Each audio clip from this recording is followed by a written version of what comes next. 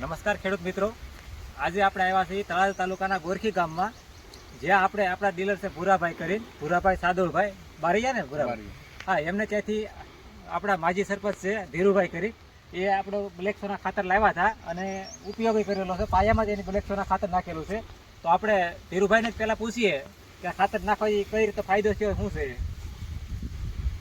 આ બ્લેક સોના ખાતર નાખવાથી ઘણા બધા ફાયદા છે. એક તો ઓર્ગેનિક ખાતર છે, જેથી કરીને જમીનને મજબૂત કરવી એવું કોઈ એનું ઇફેક્ટ નથી આવતી, જમીન ખરાબ કરે એવી કોઈ એની ઇફેક્ટ નથી આવતી. બીજા નંબરમાં ડીએપીમાં જે કાંઈ પોષક તત્વો મળે છે એટલા જ પોષક તત્વો આ ખાતરમાં પૂરેપૂરા મળે છે. મેં પાયામાં ખાતર તરીકે આ બ્લેક સોના ખાતરનો ઉપયોગ કર્યો હતો.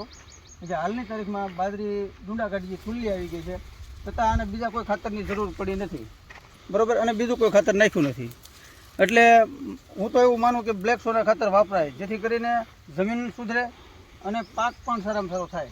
અને ટૂંકમાં છેલ્લે સુધી બીજું ખાતર તમે ન વાપરો ને તો પણ ચાલે.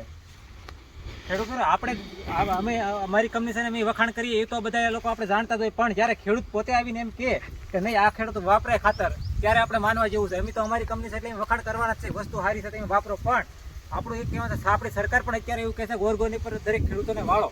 તો આપણે એ અમારી બ્લેક સોના ખાતર આવ્યું પ્યોર ઓર્ગેનિક છે, બધું કાર્બનથી બનાવેલું દાણું આવે છે. અને આપણા ડીલર છે ભૂરાભાઈ, એમને પણ જરીક આપણે માહિતી લઈએ કે એ વેચે છે તો ખેડૂતોને કેવું ફાયદો થાય છે. ભૂરાભાઈ, ખાતર સારું જ છે, તળાજાના મેં વાપરેલું છે. વાવેતરમાં ડીઓપીની બદલીમાં વાવ્યું, ડીઓપીની બદલીમાં વાવ્યું, પણ ડીઓપી કરતાં આગળ કીધું છે. બસ તો દરેક ખેડૂત મિત્રોને મારું એટલું જ કહેવાનું કે અવશ્ય એકવાર પણ આપણા ગોરખીમાં મિટિંગ પણ ટૂંક સમયમાં રાખવાના છીએ. તો દરેક ખેડૂત મિત્રો અને દરેક આપણા ગુજરાતના પણ બધા ખેડૂતોને એ કહેવા માગું છું, એક વાર જ્યાં જ્યાં મળતું હોય ને એક થેલીનો ઉપયોગ કરો. જય જવાન, જય કિસાન.